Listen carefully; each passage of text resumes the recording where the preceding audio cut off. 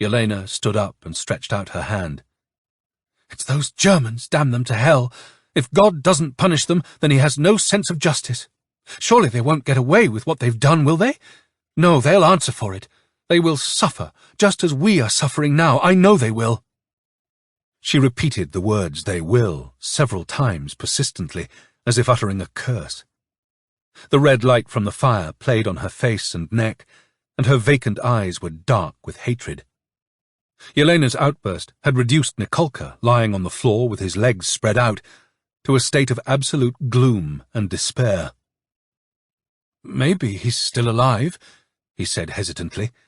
"After all, he is a doctor, isn't he? Maybe he's not dead, but in captivity somewhere."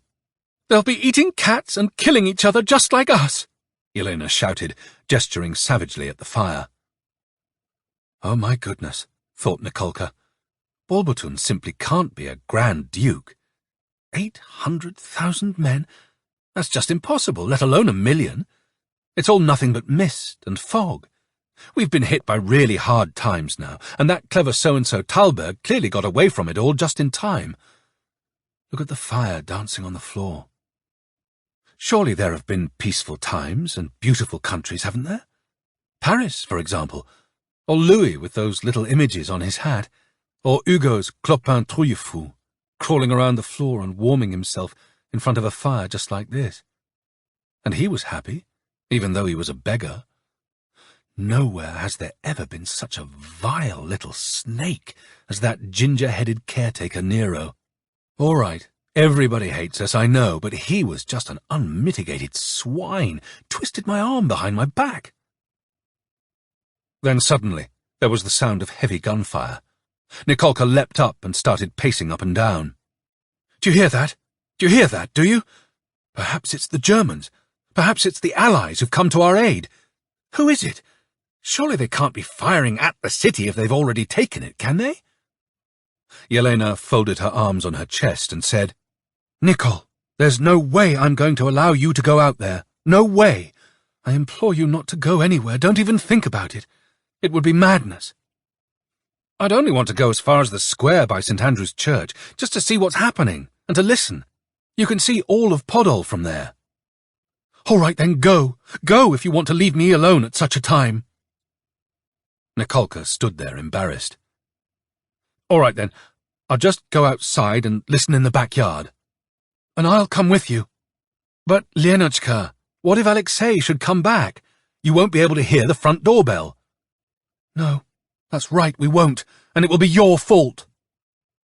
"All right, then, Lenotchka, I give you my word that I'll keep to the yard, not a step beyond." "Promise?" "I promise." "You won't go out of the gate? Or up the hill? You'll stay in the yard?" "Word of honor." "Well, off you go then." On the 14th of December 1918, the city was covered in a blanket of thick snow, and this strange, totally unexpected gunfire started up at 9 o'clock in the evening, lasting for no more than a quarter of an hour. The snow had melted under Nikolka's collar, and he struggled against the temptation to climb up to the snow-covered hills above him. From up there, it would have been possible to see not only Podol, but also part of the upper city, the seminary, the tall buildings with their hundreds of rows of lights, and the little houses on the hills with their icon lamps burning in the windows. But no one must break their word once they have given it, otherwise it is not possible to live on this earth. That was what Nikolka thought. At every threatening boom of distant gunfire, he would pray, "Oh, Lord, please let it—" But then the guns fell silent. "Those were our guns," he said sorrowfully to himself.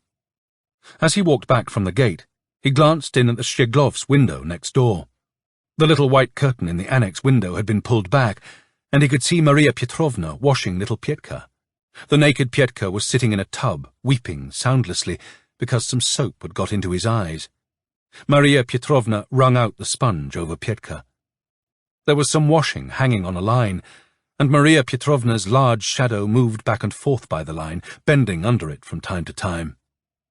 As Nikolka stood there shivering in his unbuttoned greatcoat, everything in the Shcheglov household seemed very warm and cosy.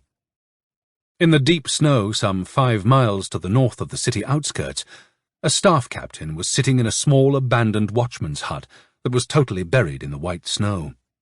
On a little table there were some hunks of bread, a field telephone and a tiny 3-wick lamp with a bulbous, blackened glass cover. A fire was burning in a little stove. The captain, a small man with a long, pointed nose, wore a greatcoat with a large collar. He was tearing to pieces and crumbling a hunk of bread with his left hand, while pressing the buttons on the telephone with his other. But there was no answer. The telephone seemed to have gone dead. For a couple of miles round the captain, there was nothing except pitch darkness and driving snow. The snow had formed into huge drifts. After another hour of this, the captain left the telephone in peace. Around 9 o'clock in the evening, he started snuffling. "I'm going out of my mind," he suddenly said out loud. "There's nothing for it but to shoot myself." At that moment, as if in reply, the telephone rang. "Is that battery number 6? asked a distant voice. Yes, yes, the captain answered, deliriously happy.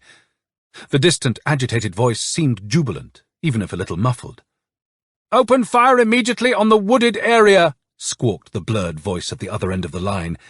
"Everything you've got." The voice broke off. "I have the feeling that—" At that point, the line went dead again. "Yes, I hear you! I hear you!" the captain shouted into the receiver, baring his teeth in despair. There was a long pause. "But I can't open fire," he said into the receiver.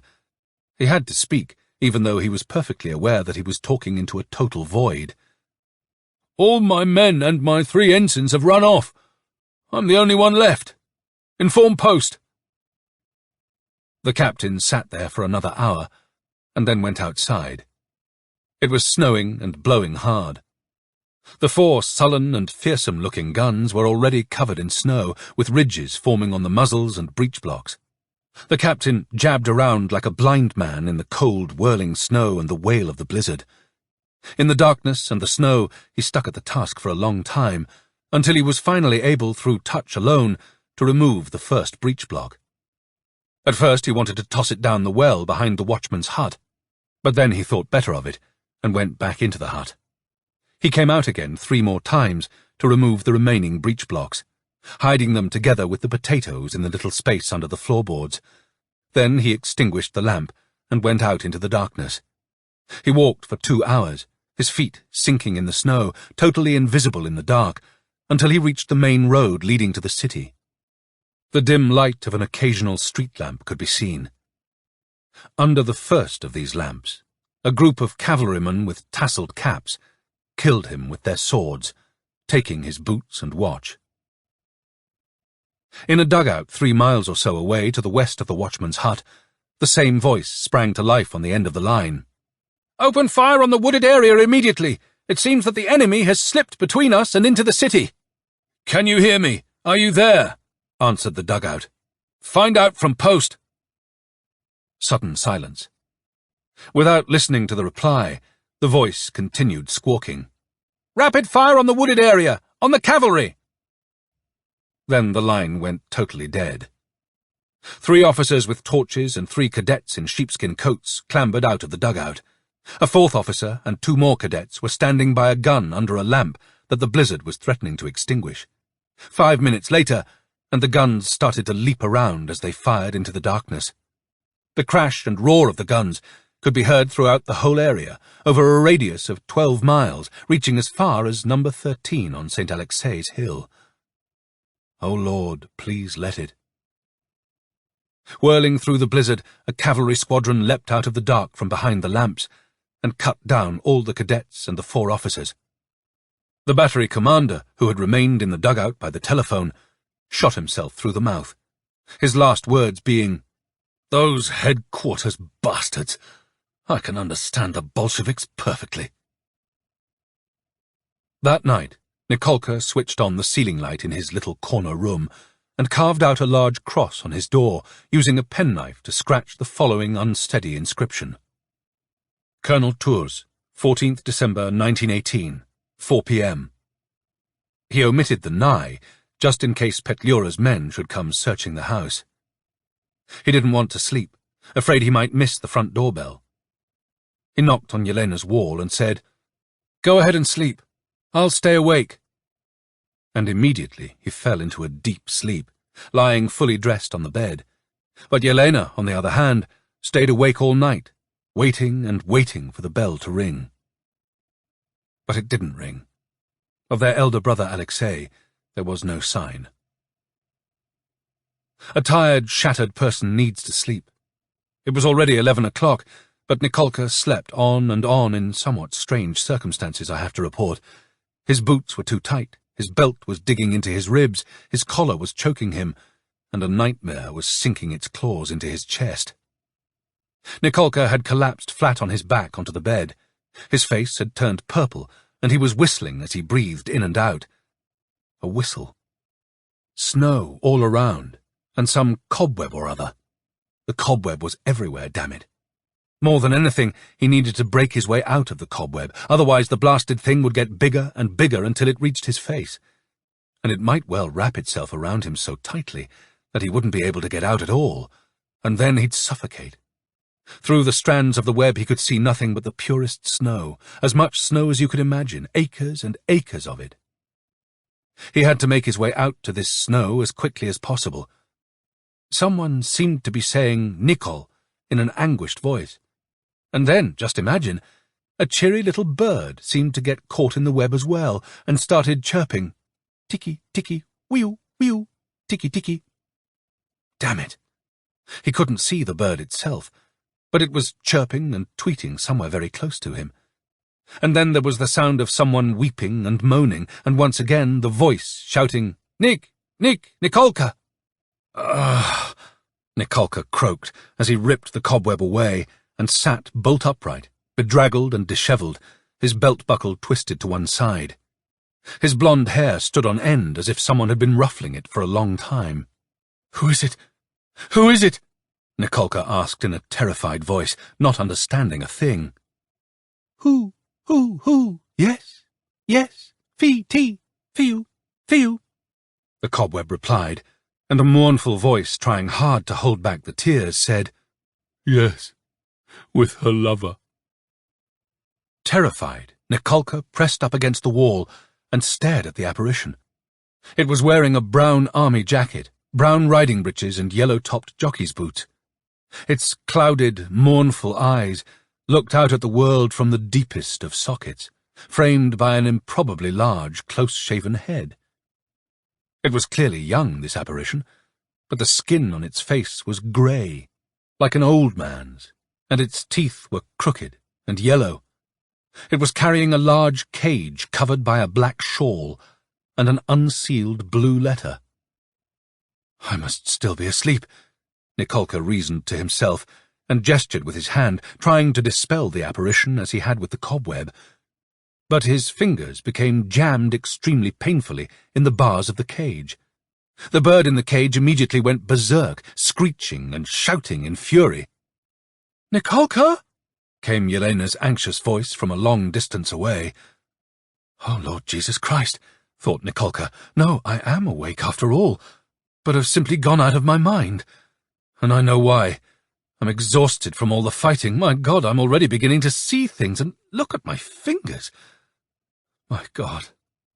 Alexei's not returned. Yes, that's it. He's not returned. He's been killed. Oh, no, please, no." "With her lover, on the very same sofa," the apparition said in a tragic voice, "on which I used to read poetry to her." The apparition turned towards the door, evidently addressing someone listening outside, but then it turned eagerly back towards Nikolka. "Yes, on the very same sofa. They're sitting there now, embracing and kissing each other, after I signed promissory notes to the value of 75,000. Signed like a gentleman without a moment's hesitation, for I always have been and always will be a gentleman. Let them kiss each other." "Oh, no," thought Nikolka, his eyes rolling and a chill running up his spine. "But you must forgive me," said the apparition, emerging gradually from the shadowy substance of dream and assuming more and more the form of a real live person.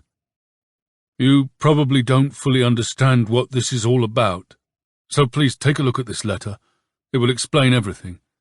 As a gentleman, I will not hide my disgrace from anybody." At this, the stranger handed Nikolka a blue letter. In total shock, Nikolka took the letter and began to read it, his lips moving.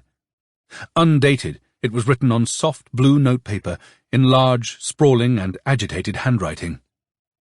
"My darling, darling Lenotchka, knowing what a kind-hearted person you are, I am sending him directly to you as one of the family. I have sent you a telegram, but he'll be able to tell you all about it himself, poor boy.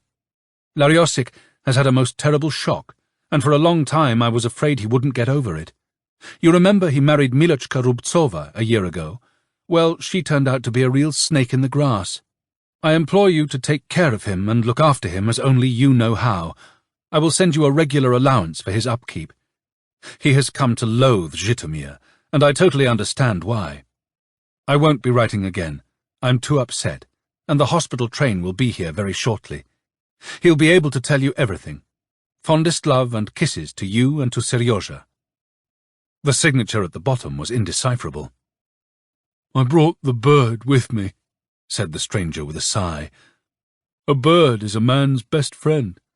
Many people, it is true, wonder what's the point of having a bird in the house, but I'll only say that at least it doesn't do anybody any harm." Nikolka liked this last idea very much. Content not to try to understand anything for the moment, he gently brushed his eyebrows with the mysterious letter and began to get up from the bed, wondering whether it would be rude to ask the stranger his surname. What an extraordinary turn of events, he thought. "Is it a canary?" he asked. "Yes, but what a canary!" the stranger exclaimed proudly. "Actually, it's not just any old canary. It's a genuine male canary. I've got 15 of them back in Zhytomyr. I took them over to Mama. She'll be able to feed them.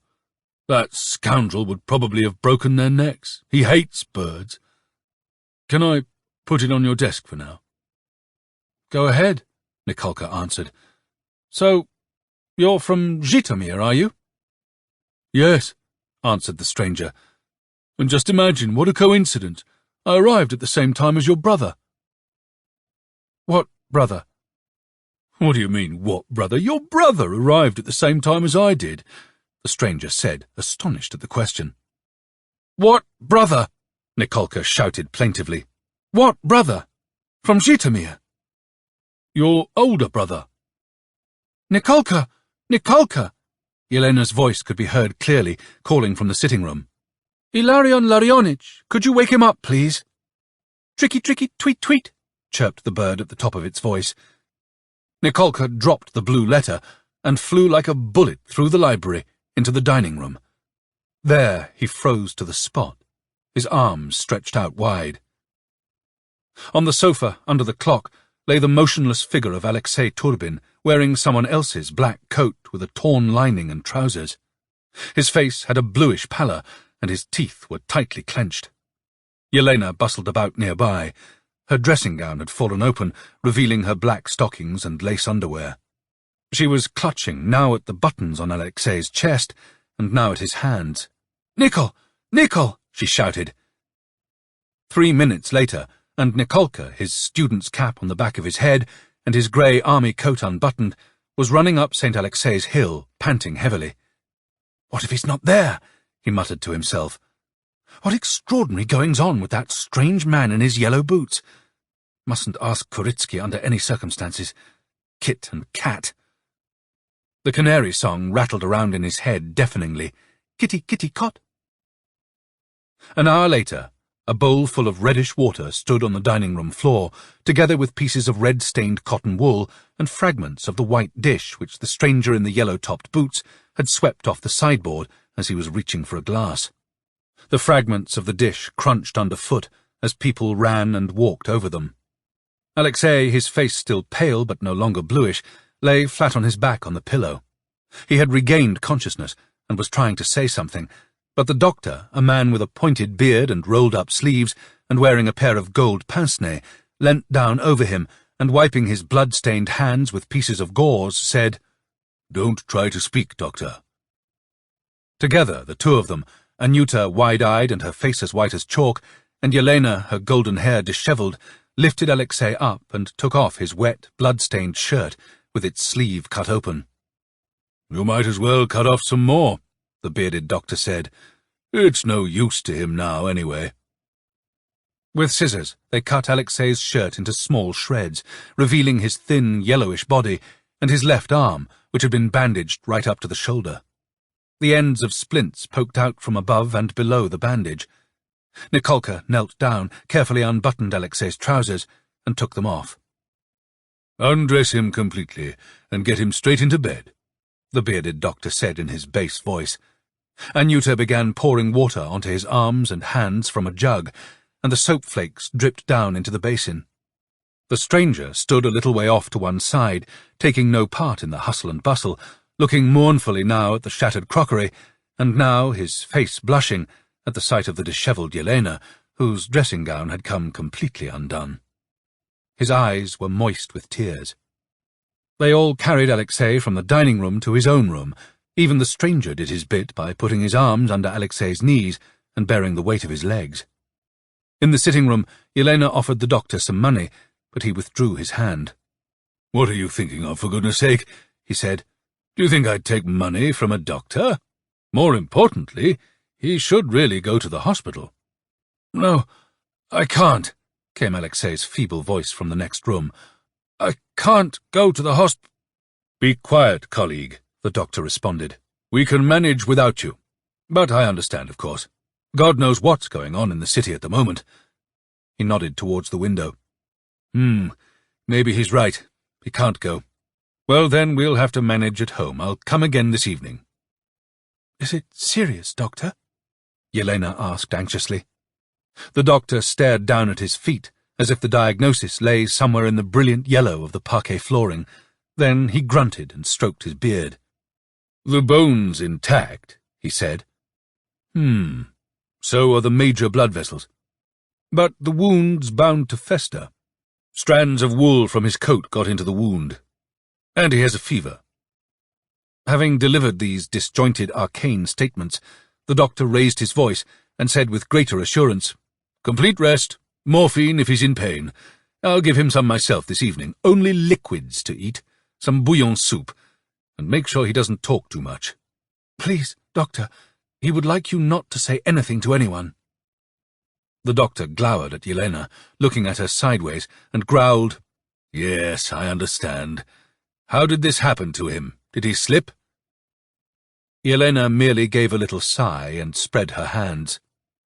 "Right then," the doctor said abruptly, and sidled like a bear out into the hallway. Part 3. Chapter 12. The dark curtains on the two windows in Alexei's little bedroom that looked onto the glassed-in veranda had been drawn. Yelena's head of golden hair shone in the dark room, mirrored by the pale, indistinct blur that was Alexei's head and neck on the pillow. A wire from the plug snaked towards the chair. The pinkish light in the lamp with its little shade went on, and day had turned into night. Alexei gestured to Yelena to close the door. "Warn Anyuta immediately. She mustn't say anything." "Yes, all right, I know. Alyosha, try not to talk too much." "Yes, I know. I'll talk quietly. Oh, if only I don't lose my arm." "Oh, Alyosha, lie still and be quiet. What about this woman's coat? Is it going to stay here for a bit?" Yes, and on no account must Nikolka try to take it to her. Otherwise, out there, on the street. Do you hear? And in general, for goodness sake, don't let him go anywhere." "May God bring her health and happiness," Yelena said sincerely and tenderly. "And they say there aren't any good people in this world." A faint patch of colour appeared on the sick man's cheekbones, and he glanced up at the low white ceiling. Then he turned to Yelena and asked with a grimace, "Ah, yes, and who, may I ask, is this dolt who's just appeared?" Yelena leant forward in the pink glow of the lamp and shrugged her shoulders. "Well, you see, he's someone who turned up literally only a couple of minutes before you did. He's Seryozha's nephew from Zhitomir. You've heard the name Larion Surzhansky. Well, here he is, the famous Lariosik." "And?" "He's come here with a letter. There's been some trouble back there. He had just begun to tell me about it when she brought you here." "And he has some bird or other with him, for heaven's sake." Laughing, but with a look of horror on her face, Yelena leant down towards the bed. "Never mind about the bird. He's asking if he can live here, with us. I don't know what to do." "Live here?" "Well, yes. But be quiet, and lie still, please, Alyosha. In her letter, his mother begs us to take him in. She adores this Lariosik of hers, you know. I've never seen such a clumsy fool as this Lariosik in my life. The first thing he does when he gets here is to smash all the crockery. The blue dinner service. There are only 2 plates left intact." "So, there we are. I don't know what to do anymore." The whispering continued for a long time in the pink glow of the lamplight. Some distance away, on the other side of the door and the curtains, the voices of Nikolka and the unexpected guest could be heard. Yelena wrung her hands, begging Alexei not to talk quite so much. In the dining room there was the crunch of broken china as the agitated Anyuta swept up the blue dinner service. In view of the fact that nobody had any idea what might be going on in the city, and that therefore people would very possibly be coming to requisition rooms, and in view of the fact that they had no money, and that someone would be paying for Lariosik's keep, they decided to let him stay. But on condition that he observed the rules of the Turbin household. As far as the bird was concerned, they agreed to have it for a trial period. If it should prove impossible to have it in the house, then it would have to leave, although its owner could remain. As for the dinner service, it was decided it would be best to forget all about it. It would have been in such appallingly bad taste to complain, and Yelena naturally couldn't mention it. They decided to allow Lariosik to sleep in the library, where they would put a bed with a spring mattress and a little table. Yelena went into the dining room. Lariosik stood there sorrowfully, hanging his head and looking at the spot on the sideboard where the stack of 12 plates had been, an expression of absolute misery in his cloudy, light blue eyes. Nikolka stood opposite them, his mouth open. He was clearly listening to every word Lariosik was saying. His eyes were full of an unbridled curiosity. "There's no leather in Zhitomir," gabbled Lariosik. "None at all, you understand. At least not the kind of leather I'm used to. I've asked round all the shoemakers, offering them any amount of money, but no use." Seeing Yelena come into the room, Lariosik turned pale and started moving shiftily, glancing down for some reason at the emerald hem on Yelena's dressing gown. "Yelena Vasilievna, I will go down to the shops at once, ask around, and you will have a new dinner service today. I don't know what to say. How can I apologize to you? I deserve the death penalty for what I did. I'm such a hopeless case," he said, turning to Nikolka. "I'll go down to the shops at once," he repeated to Yelena. "I would really rather you didn't go to the shops, particularly since they'll be closed anyway. Let me ask you, do you really not know what's going on in the city?" "Of course I know what's going on," Lariosik exclaimed. "I arrived on the hospital train, if you remember, as you know from the telegram." "What telegram?" Yelena asked. "We haven't had any telegram." "What?" Lariosik's mouth opened wide in astonishment. "Aha! I can see now," he said, turning to Nikolka, "why you're looking at me in such a puzzled way. But, if you'll permit me, Mamma certainly handed in a telegram with 63 words. "Tch, 63 words," Nikolka said, quite astonished at such news. "What a pity. But the telegraph service is working very poorly at the moment, you know. In fact, it's stopped altogether." "So what will happen now?" Lariosik asked dejectedly. "Will I be able to stay with you?" He looked around the room helplessly, and it was immediately clear from his expression that he liked it at the Turbins very much, and that he had no wish to go anywhere else. "Everything's organized," answered Yelena with a friendly nod. "We agree to have you here so you can stay and make yourself at home. But you can see what an unfortunate thing has happened to us." Lariosik became even more dejected. His eyes filled with tears. "Yelena Vasilievna," he exclaimed emotionally, "allow me to help you in any way you would like. I can do without sleep for 3 or 4 nights in a row if necessary, you know." "Thank you. Thank you very much." "And now," Lariosik said, turning to Nikolka again, "might I trouble you for some scissors?" Agog with astonishment and curiosity, Nikolka flew off somewhere and returned with a pair of scissors. Blinking rapidly, Lariosik grabbed his army jacket by one of its buttons and once again turned to Nikolka. "Forgive me.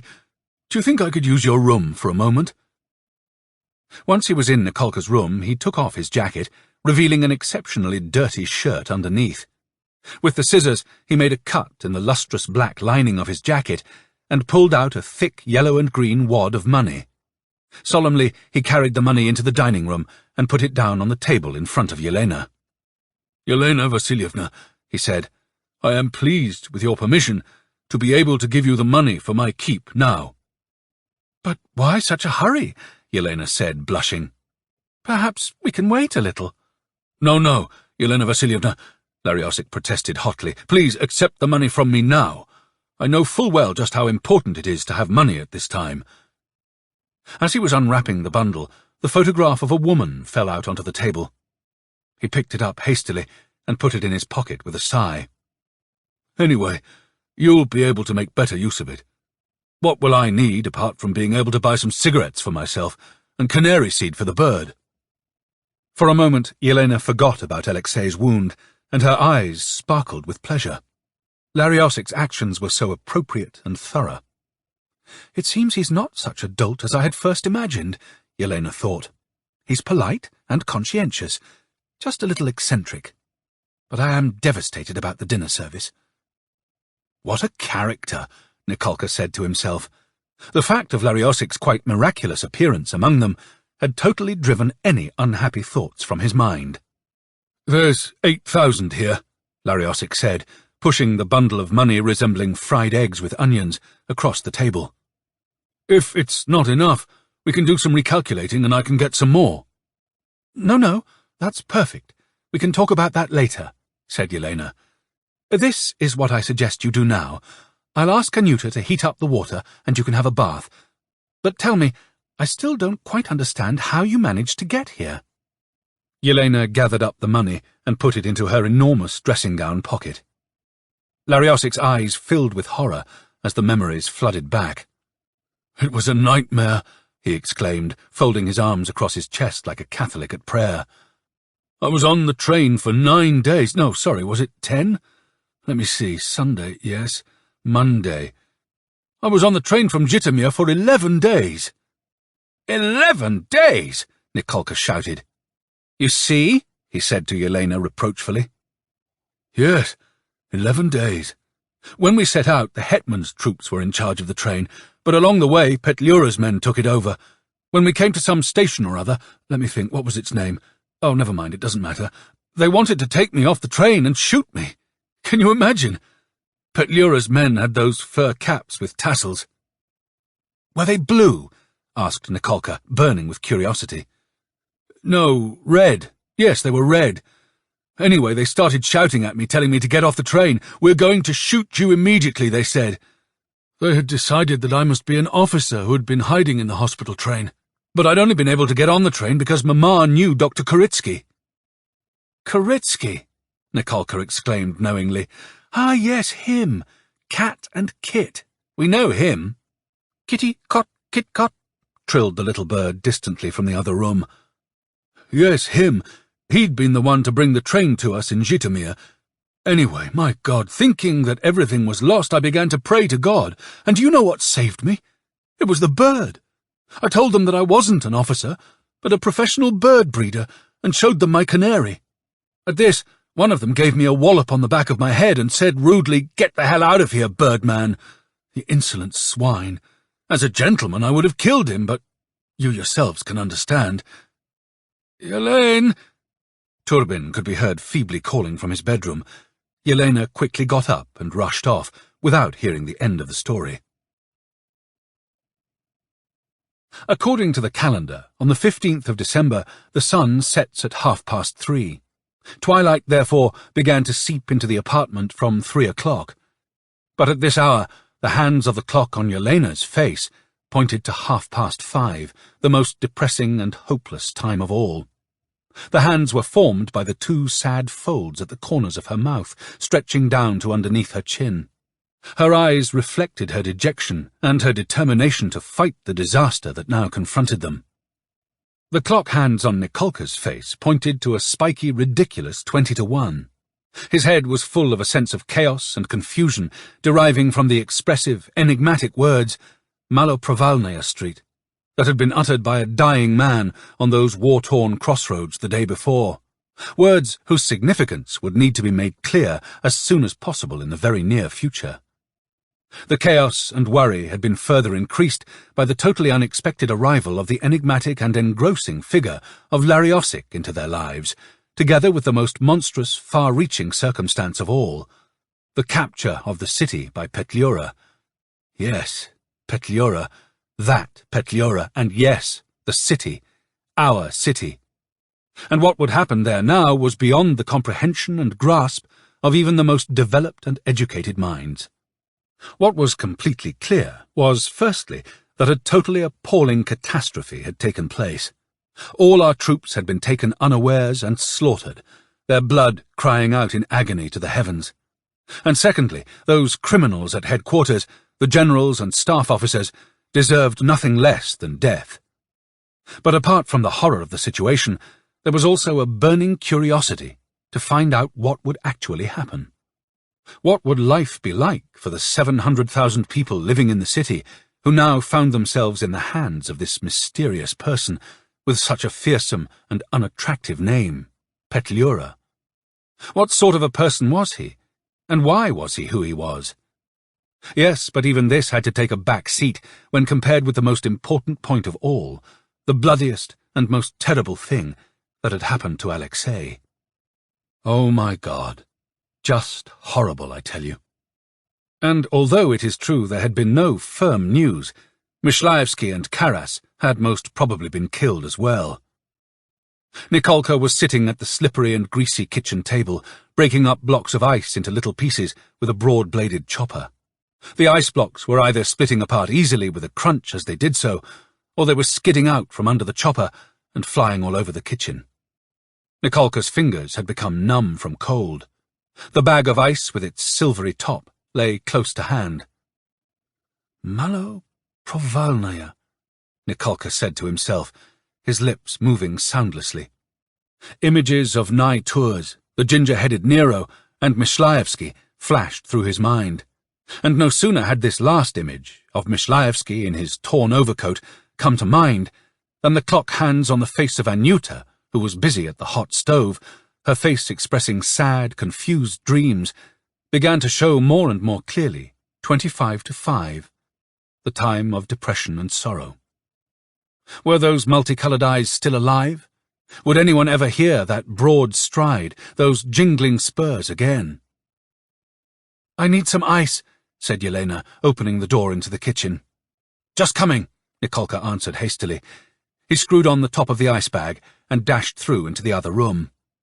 "Anyuta, my love," said Yelena, "you'll make sure you won't say a word to anyone about the fact that Alexei's been wounded, will you?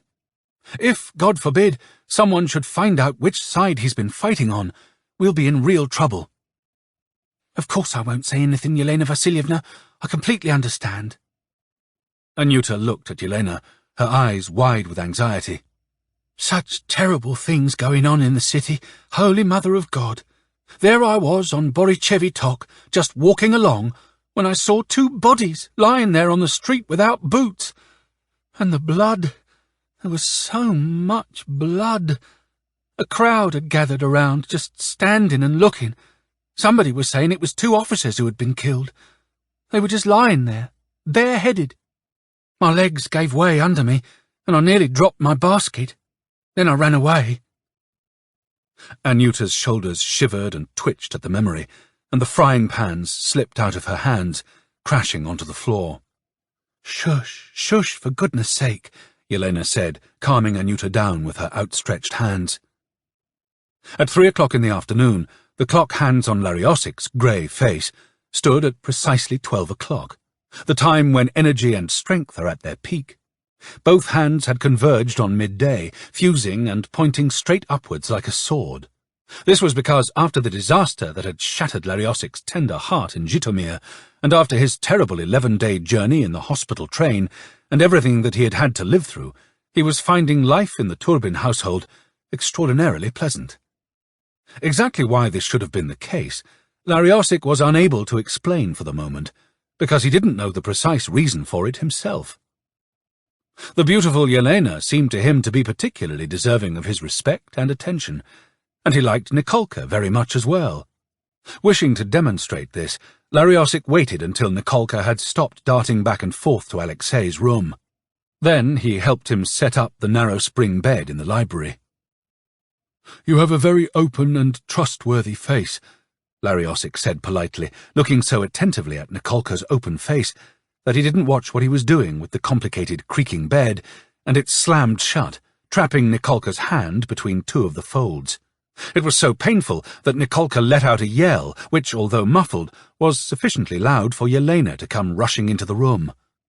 Large tears were involuntarily welling up in Nikolka's eyes, even though he was exerting every effort to stop himself from howling. Yelena and Lariosic grappled with the bed's complicated mechanism, eventually managing to release it and free Nikolka's numb blue hand. Lariosic almost burst into tears himself when he saw the crumpled, mottled hand emerge. "My God," he said, screwing up his already dejected face. "What's the matter with me? I make such a mess of everything. Does it really hurt? Please forgive me, for God's sake." Without saying anything, Nikolka ran into the kitchen, where Anyuta, as instructed, doused his hand with cold water from the tap. When they had succeeded in snapping open and unfolding the devious patent bed, and it had become clear that Nikolka's hand wasn't too badly damaged, Lariosic once again experienced an onrush of quiet pleasure at being somewhere where there were so many books. Apart from his love of birds, he had a passion for books, and here, on the open bookshelves, there were lines upon lines of one treasure after another. Along all four walls, Lariosic could see books of every description, in green, red, and gold bindings, yellow covers, and black slipcases. The bed had been made up some time ago. Next to it stood a chair with a towel hanging on the back, and with all the usual male accessories on the seat: soap dish, cigarettes, matches, and watch. And, propped up against the back of the chair, there was a photograph of a mysterious woman. But Lariosic had eyes only for the library as he wandered around looking at the book-lined shelves, stopping every so often to squat down by the bottommost shelves and to feast his eyes on the covers, not knowing which to take out first: the posthumous papers of the Pickwick Club or the 1871 issue of the Russian Herald. The hands on his face pointed to midday. But with the onset of twilight, the mood in the apartment became sadder and sadder. The clocks didn't once strike 12, their hands standing silent like gleaming swords wrapped in a flag of mourning. The cause of all this sadness, the reason for the different times showing on the clock faces of all those who were an inseparable part of the dusty, rather old-fashioned comfort of the Turbin household, was a slender column of mercury. At 3 o'clock in Alexei's bedroom, it had shown 39.6 degrees. Yelena turned pale when she saw it, and wanted to shake the thermometer down, but Alexei turned his head, and in a weak but insistent voice, asked her to show it to him. Silently and reluctantly, she handed him the thermometer. He looked at it and gave a deep, heavy sigh. By 5 o'clock, he was lying in his bed with a grey, cold bag on his head, the pieces of ice melting and floating around in the bag. There was now some colour in his cheeks, and his eyes were shining and much improved. 39.6. That's fine, he said, licking his dry, parched lips. So, anything might happen. In any event, that's the end of my practice for a bit, just so long as I don't lose my arm. Otherwise— Alyosha, do be quiet, please, said Yelena, tucking up the blanket round his shoulders. Turbin fell silent and closed his eyes. From the wound high up in his left armpit, a dry, prickly heat had spread out and was crawling through his entire body. Every so often he would breathe in deeply, holding his breath until his head swam, but his feet had become unpleasantly cold. By the evening, when all the lamps had been lit and dinner for the three of them, Yelena, Nikolka and Lariosik, had long since passed in anxious silence, the column of mercury, miraculously swelling and rising from the dense silver bulb at the bottom of the thermometer, crept up to 40.2 degrees. And then, suddenly, in the pink glow of the bedroom, the despondency and anxiety began to dissipate and float away. This feeling of anxiety had come and squatted on the blanket in a great grey lump, but now it had turned into yellowish strands, drifting around like seaweed in water. Any worry about the practice and any fear for the future were now forgotten, eliminated by the seaweed. The sharp pain in the left side of his chest dulled and became less mobile. The fever was replaced by shivering. Now and then the burning candle in his chest changed into an icy knife that twisted somewhere in his lung. Whenever this happened, Alexei would shake his head, toss away the ice bag, and snuggle down deeper under the blanket. Then the pain in his chest would burst its boundaries, bringing on a spasm of such intensity that the wounded man would involuntarily start to moan in a weak, dry voice. And then, when the icy knife disappeared, giving way again to the hot candle, the heat flooded throughout his body, the sheet and the cramped space under the blanket. Then he would call out for water. Now Nikolka's, now Yelena's, and now Lariosik's face would appear out of the haze, bending down and listening. The eyes of all three seemed terribly alike, frowning and angry. The hands on Nikolka's face dropped immediately, pointing to 5:30 precisely, just like Yelena's. Every other minute, Nikolka would go out into the dining room, where, for some reason, the lights seemed to be burning especially dully and hesitantly, and look at the clock. Tonk, tonk, wheezed the clock angrily and ominously, its hands pointing to 9 o'clock, then to 9:15, and then to 5:30. Then Nikolka would sigh deeply and wander off like a sleepy fly, out of the dining room, across the hallway, past Alexei's bedroom, and into the sitting room. From there he would go into the study, and pulling back the white curtains, look out through the balcony door onto the street. Let's hope the doctor will find the courage to come. The steep, winding street was emptier than it had been for many days, but things out there didn't look too awful. Now and then a cabbie's sleigh scraped along the snow, but only very occasionally. He started to consider whether perhaps he'd have to go himself, and whether he'd be able to persuade Yelena. "If he hasn't come by 10:30, I'll go myself, together with Larion Larionovich, while you stay here looking after Alyosha. No, please be quiet. You have the look of a cadet about you, don't you understand? And we can give Lariosik Alyosha's civilian clothes to wear. Anyway, he'll be left alone if he's with a woman." Lariosik hastily expressed his willingness to sacrifice himself and to go alone, and then he went off to get into civilian clothes. The icy knife had disappeared altogether, but the fever had intensified, exacerbated by the typhus. And in his fever, Alexei began to have vague visions of someone totally unknown, dressed in grey. "Do you know that man in grey must have turned a somersault?" Alexei said suddenly, sternly and distinctly, looking directly at Yelena. "Not very pleasant. Basically, they're all birds, of course. They should be taken away and put in a warm larder, and they'd come to their senses there." "What are you on about, Alyosha?" asked Yelena, frightened, leaning over him and feeling the heat from his face on hers. "Birds? What birds?" In his black civilian clothes, Lariosik looked hunched and broader in the shoulders, with his yellow boots concealed under his trousers. Frightened, he looked around him disconsolately.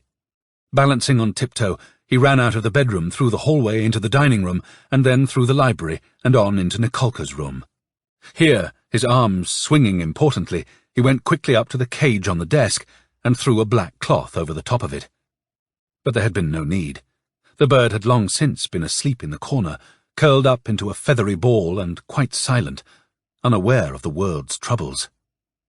Lariosik firmly closed the door into the library, and then the door from the library into the dining room.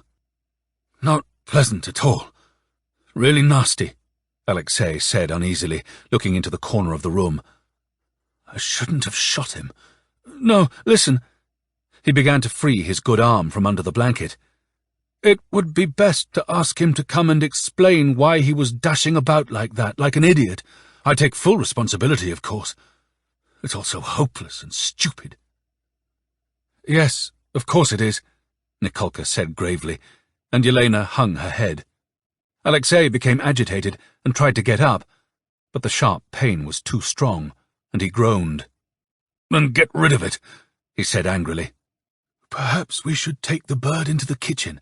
I've covered it up, by the way, and it's quiet, Lariosic whispered anxiously to Yelena. Yelena dismissed the idea with a wave of her hand. No, that's not it. Nikolka strode out decisively into the dining room. His hair was dishevelled. He looked at the clock. It was nearly 10. Anyuta appeared in the doorway. How is Alexei Vasilevich? She asked anxiously. Delirious, Nikolka answered, sighing deeply. Oh, my goodness, Anyuta whispered. Why doesn't that doctor come? Nikolka looked at her and went back into the bedroom. He bent down to Yelena's ear and began to whisper into it persuasively. It's your decision, but I would like to go and see if he's there. If he's not, then we need to get someone else. It's 10 o'clock, and it's quite quiet outside. Let's wait until 10:30, Yelena whispered in reply, shaking her head and wrapping her hands in her shawl. It'll be difficult asking someone else. He'll come, I know he will. Just after 10 o'clock, totally absurdly, a large, heavy mortar appeared in the narrow little bedroom. What the hell was that about? Staying here any longer would be senseless. The mortar took up so much space between the walls that its left wheel was pressed up against the bed. He couldn't stay here. He'd have to clamber out through the heavy spokes, then arch his back in order to squeeze through the other right-hand wheel with all his things, including God knows how much stuff, hanging on his left arm. The weight of everything would pull the arm down to the ground, so that it would cut into his armpit like a tow rope. The mortar couldn't be removed, so the whole apartment had become a mortar room, as ordered, and when that slow-witted Colonel Malyshev and Yelena, who had now also become slow-witted, saw the wheels, they wouldn't be able to do anything to get rid of the gun, or even to remove the patient to more tolerable conditions, to somewhere where there were no mortars. Because of that blasted, heavy, cold object, the apartment itself had become like a roadside inn. Then the doorbell started ringing. Ring, ring, and visitors began to appear. He caught a glimpse of Colonel Malyshev carrying a whole pile of papers, looking ridiculous, like some Laplander in his cap with earmuffs and his gold epaulets. When Alexei called out to him, he disappeared down the barrel of the gun, only for Nikolka to come and start fussing about the place, incoherent and stupidly stubborn. Nikolka gave him something to drink, but instead of it being a cold stream of water from a fountain, it was something warm and disgusting, smelling as if it had come from a saucepan. Ugh, that's revolting. Stop it, he mumbled. Nikolka raised his eyebrows in alarm, but he persisted clumsily. Several times Yelena changed into the dark and superfluous Lariosic, Seryozha's nephew. When she changed back again to being Yelena, she would run her fingers along his forehead, but without relieving the pain very much. Yelena's hands, usually so warm and deft, now felt like a rake as she scraped away idiotically, doing everything irritating and unnecessary to poison the life of a peaceful man lying stuck in this damned weapons store. But she couldn't be responsible for the pole on which his wounded body had been placed, could she? Yet what was the matter with her? She was sitting on the end of the pole, which was beginning to revolve nauseatingly under her weight. Well, you try and live when a round pole is digging into your body. No, it's all so unbearable. And, as loudly as he could, although it actually came out quietly, he called out, "Yulia!" But Yulia didn't respond to the sick man's call, remaining in her old-fashioned room with the portrait of a man of the 1840s with gold epaulets. And the grey figures, who, together with the other Turbins, began parading round the apartment and the bedroom, would have been the final straw for the wounded man, Had it not been for the arrival of a large man, a persistent and very capable man, in gold-rimmed glasses. In honour of his appearance, one more light was added to the room in the form of a flickering wax candle in an old black heavy candlestick. The candle now glimmered on the table, now moved around Alexei, while the ugly figure of Lariosik flitted around the walls above, looking like a bat with clipped wings. The candle leant over sideways, dripping white wax. The little bedroom smelt strongly of iodine, spirit, and ether. A chaotic jumble of glittering little boxes with lights in nickel-plated mirrors started to mount up on the table, together with piles of cotton wool. Theatrical Christmas snow. The large man in the gold-rimmed glasses and with the warm hands injected something into Alexei's good arm, with miraculous results. Within just a few minutes, the grey figures had stopped their outrageous behaviour. The mortar was moved through the curtained window onto the veranda. Its black barrel didn't seem nearly so frightening now. He could now breathe more easily, because the huge wheel had gone away, and he didn't need to clamber between the spokes any longer. The candle went out, and the angular figure of Lariosik Surjansky from Zhitomir, as black as coal, disappeared from the walls, while Nikolka's face became more normal and not so irritatingly obstinate, possibly because, thanks to the skill of the large man in the gold-rimmed glasses, the hands had stopped pointing so inexorably and despairingly straight downwards towards his pointed chin.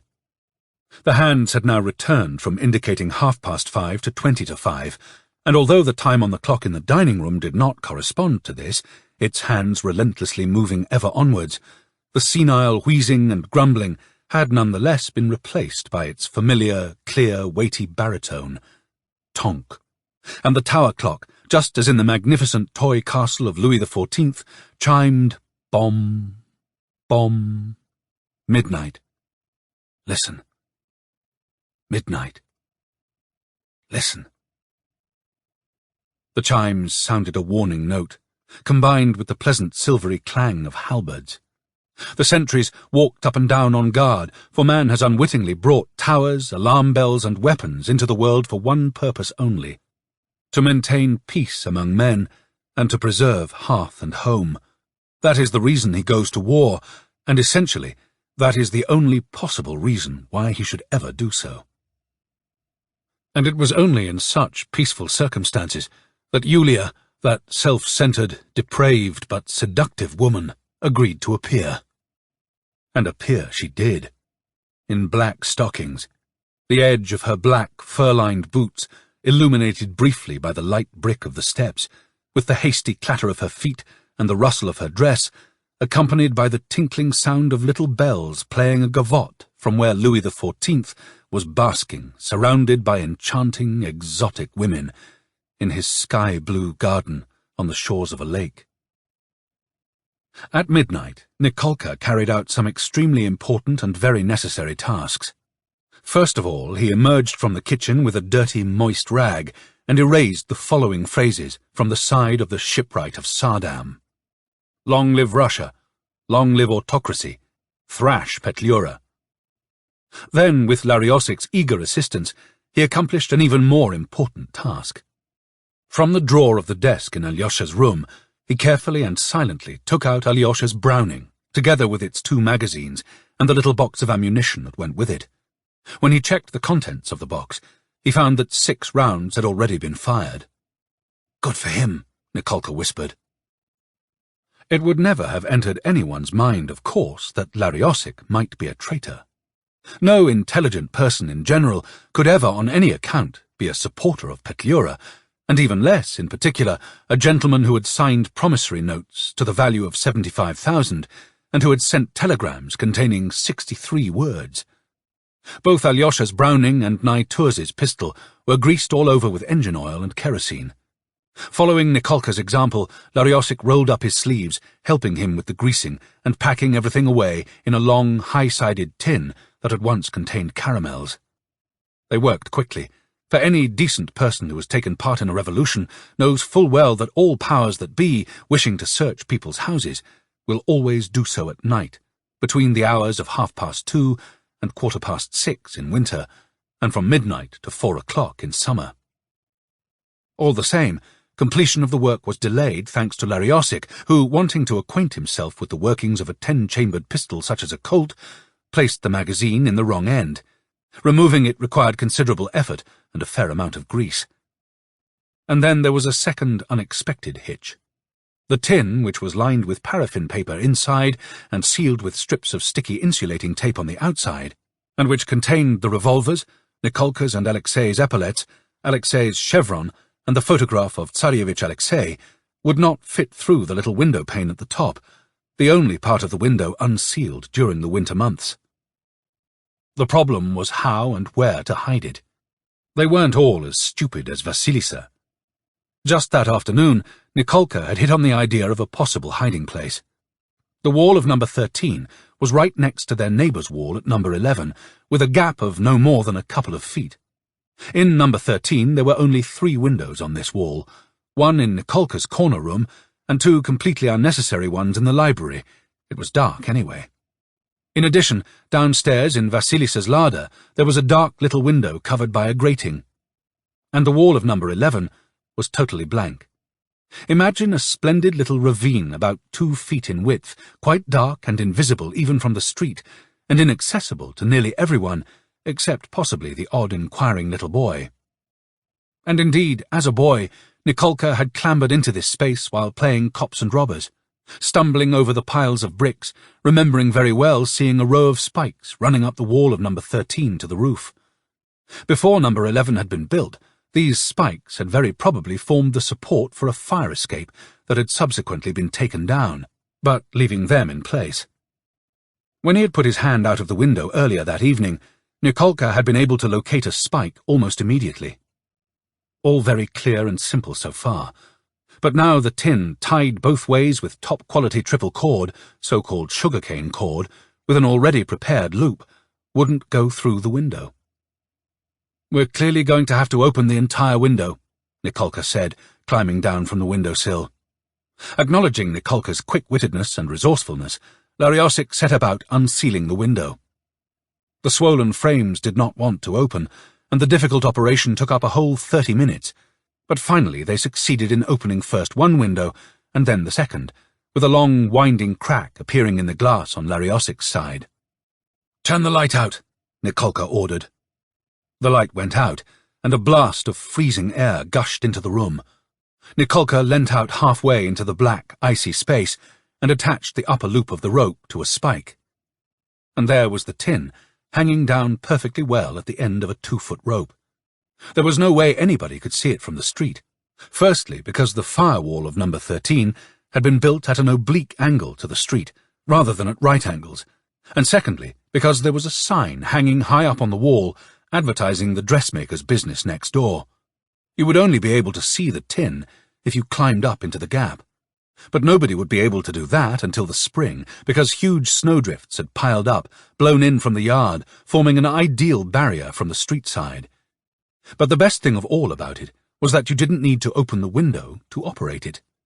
All you needed to do was to stick your arm out of the top pane, and you could pull on the rope like a piece of string. Perfect. The light was turned on again, and after softening the sealant left over by Anyuta from the autumn on the windowsill, Nikolka resealed the main window.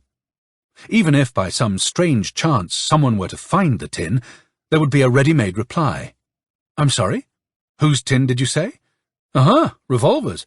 The Tsarevich? Of course not. Don't know anything about it, not a thing. How the hell should I know who put it there?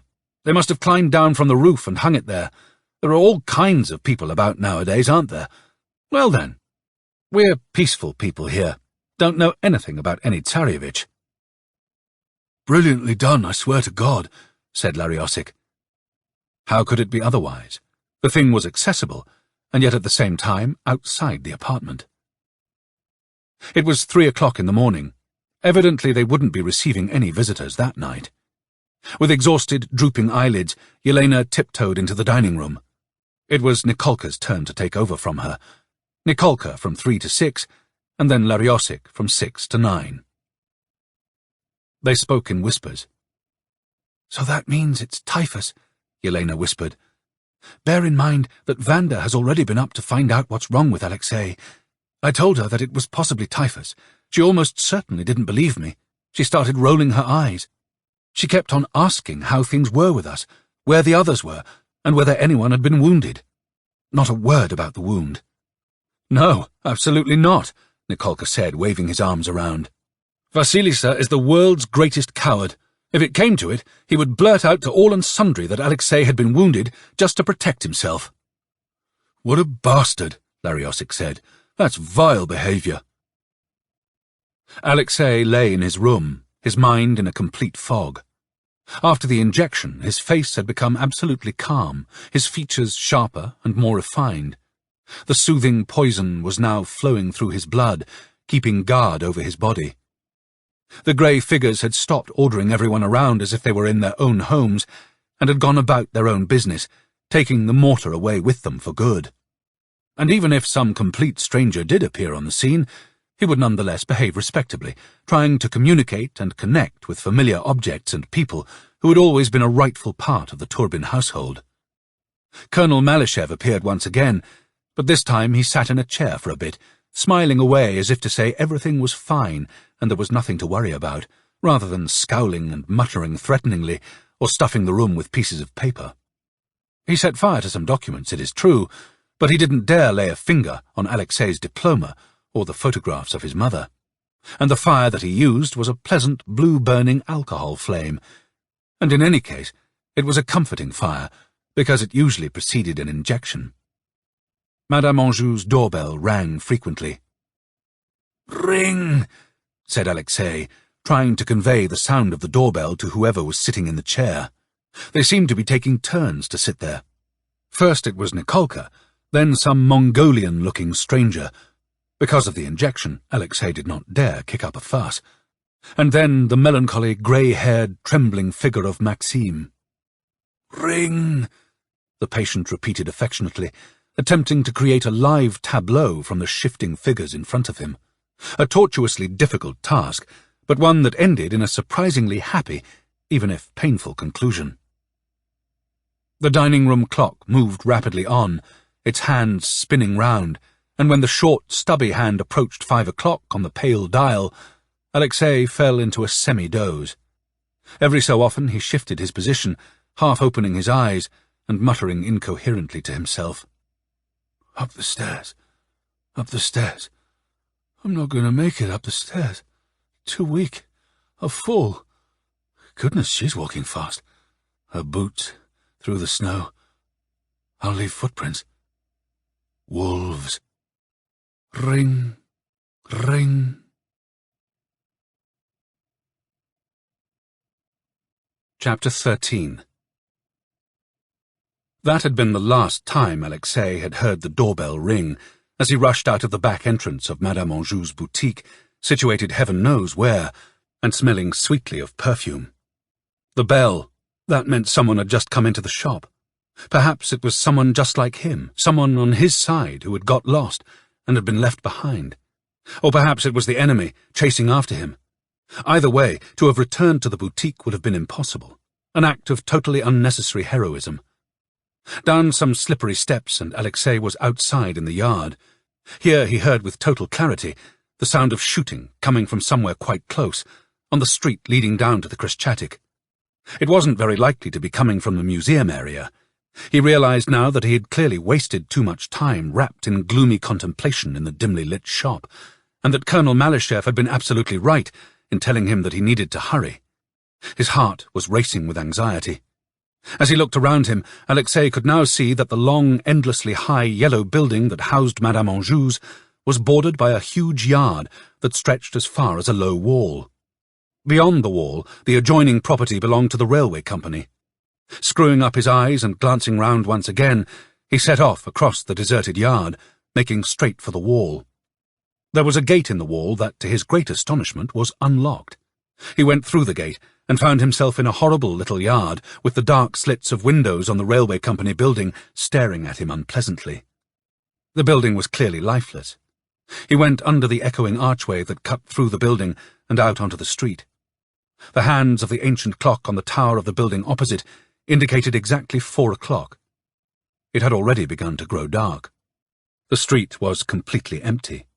Filled with foreboding, Alexei looked round apprehensively and set off down rather than up the street covered with a sprinkling of snow towards the Golden Gate, towering in the middle of the wet, slushy square.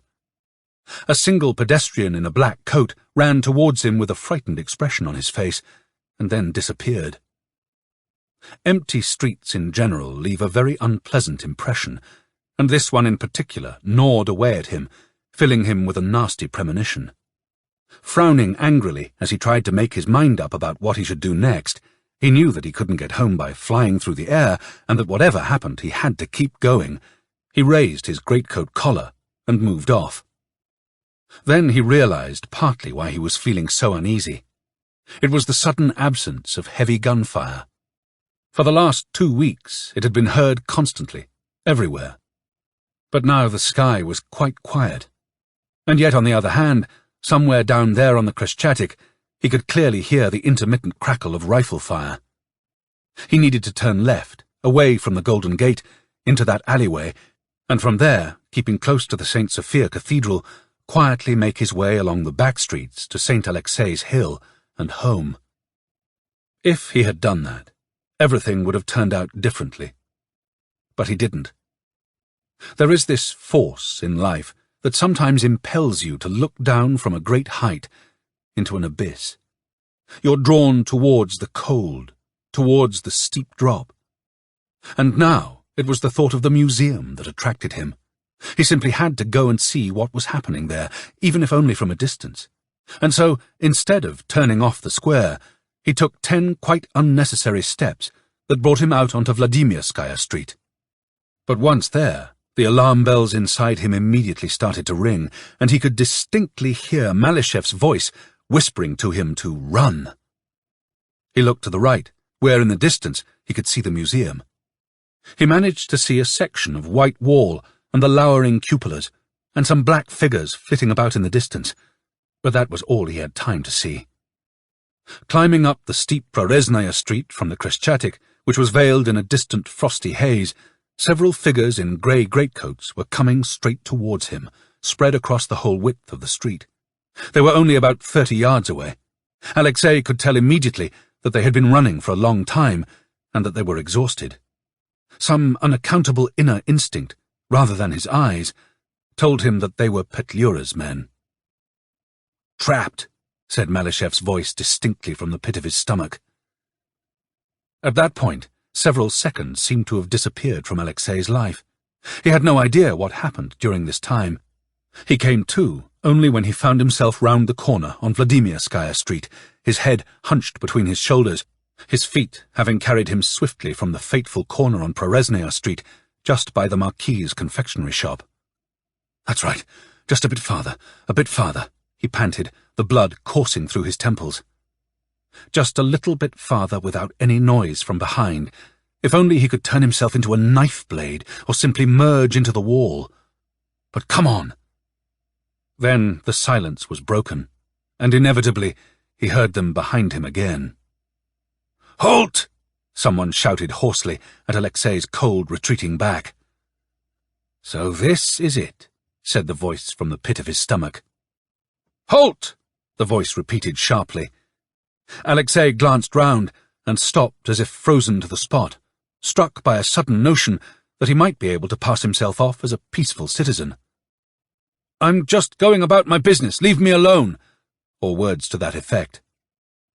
From a distance of about 15 yards, his pursuer quickly raised his rifle.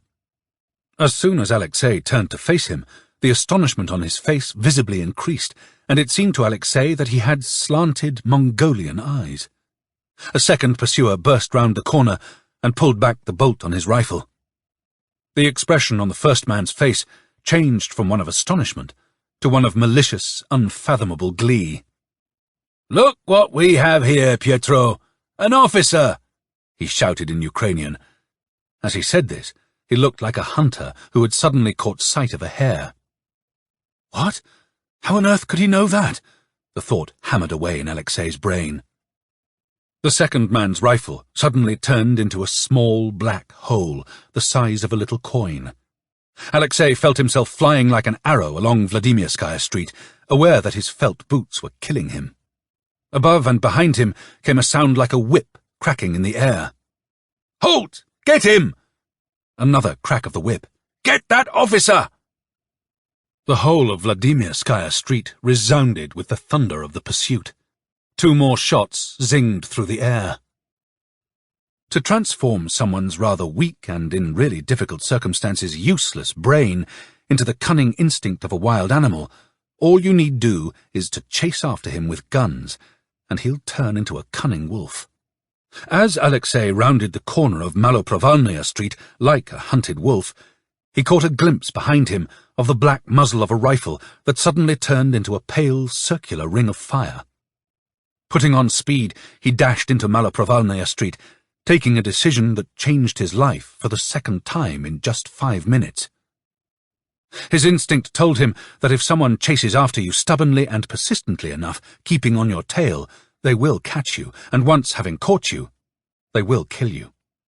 And they would kill him, because he was running away from them, because he was carrying no papers, and because of his grey greatcoat and his revolver. And finally, they would kill him because, having missed once and then a second time, they would get him the 3rd time. It was always the 3rd time. That has been known since antiquity. In other words, this was the end. Another 30 seconds, and his felt boots would give up the ghost. The end was inevitable, and that being so, his fear drained away from his body and legs and into the ground. But as he ran along, he began violently spitting out the feeling of icy rage that flooded up through his legs. His eyes became slits, just like a wolf's.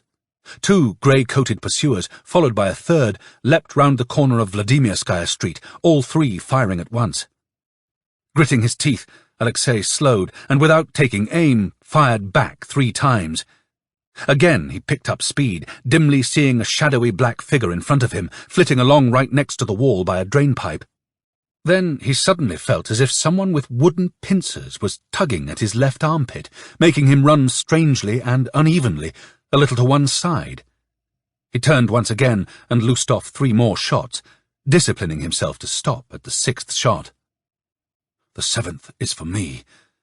Oh, my Nikolka, my lovely golden-haired Yelena. It's all over. They'll torture me and slice the epaulets into my skin. The 7th bullet is for me." Moving along sideways, he felt a strange sensation. The revolver in his right hand was pulling his arm down on that side, but his left arm seemed somehow heavier. He needed to stop and rest. He was, in any case, totally out of breath, and he'd arrived at the end of the line. Yet he somehow managed to reach the bend in the world's most fantastic street and get round the corner out of sight, where he had a moment's respite. But farther on, it looked hopeless. All the gates were locked. That one there, and there by that huge building, and there. The idiotic comic proverb came into his head, "Only lose hope, my friend, when you've hit rock bottom." That was when he saw her, like a miracle, by a dark, moss-covered fence in front of a line of trees fringing a garden. Half slumped against the wall, she was stretching out her arms towards him melodramatically, her enormous eyes ablaze with terror. "Hey, officer!" she shouted. "Here! This way!" Slipping and sliding a little in his felt boots, and gulping hot air into his lungs, he staggered as quickly as he could towards the woman's outstretched arms. Drawn on by them, he practically fell through a narrow gateway in the black wooden wall.